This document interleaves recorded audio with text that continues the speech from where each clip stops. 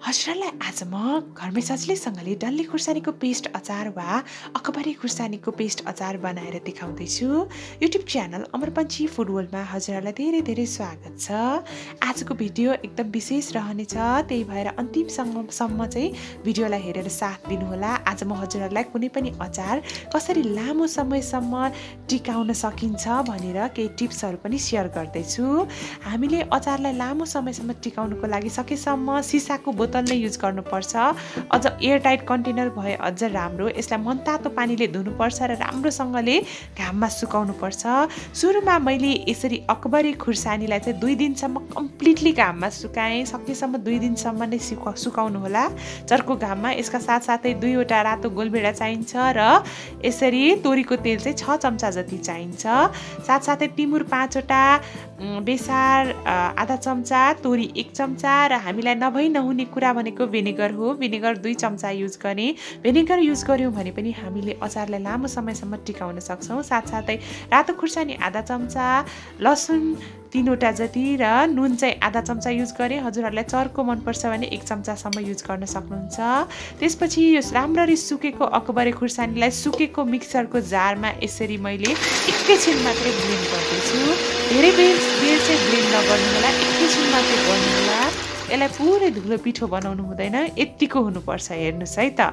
र यो पिस्दाखेरि सकेसम्म मास्क लगाउनु होला। एकदमै यो खार आउँदो रहेछ खुर्सानीको, मास्क लगाएरै गर्नुपर्ने हुन्छ। यत्तिको भयो। र यसमा मैले सुरुमा तोरीको तेल चाहिँ तताएँ यसरी 3 चम्चा। र अब भने फेरि हजुरहरूले मास्क लगाउनु होला, किनभने यसको पनि एकदमै खार आउँछ यो अकबरे खुर्सानीको। र त्यसपछि यसलाई म भुट्न जाँदैछु। खुर्सानीलाई हामीले 2-3 मिनट राम्रोसँगले पाकुन्जेल भुट्नुपर्छ। यसरी खुर्सानीलाई भुट्यौँ भने सकेसम्म अचार चाहिँ छिट्टै बिग्रदैन। आजको रेसिपीमा म तेल पनि धेरै हाल्नेवाला छैन, तर पनि यो अचार धेरै बेरसम्म टिक्छ। एकदमै नौलो किसिममा आज म बनाउन जाँदैछु। मेरो च्यानल अमर पञ्ची फुड वर्ल्डमा 1 लाख सब्सक्राइबर पुरा भइसकेको छ। त्यही भएर हजुरहरू सबैलाई धेरै धेरै धन्यवाद यहाँसम्मको यात्रामा हजुरहरूले एकदमै साथ दिनुभएकोमा।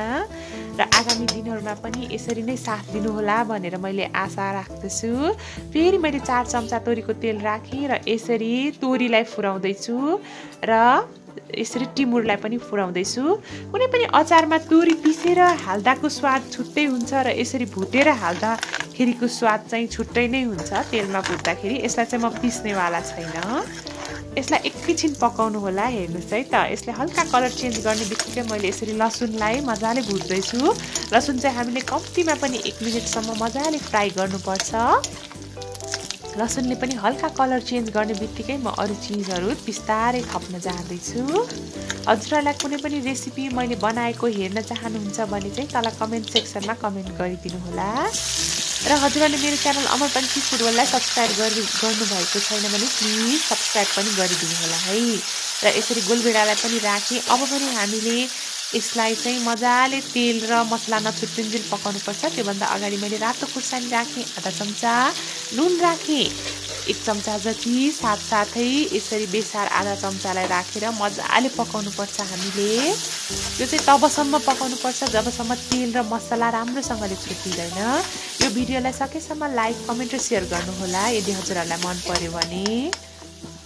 भिडियो राम्रो भए पनि नराम्रो भए पनि एकचोटि कमेन्ट चाहिँ गरिदिनु होला है। हजुरहरूको कमेन्टबाटै मैले थाहा पाउँछु कि भिडियो कस्तो बन्यो भनेर।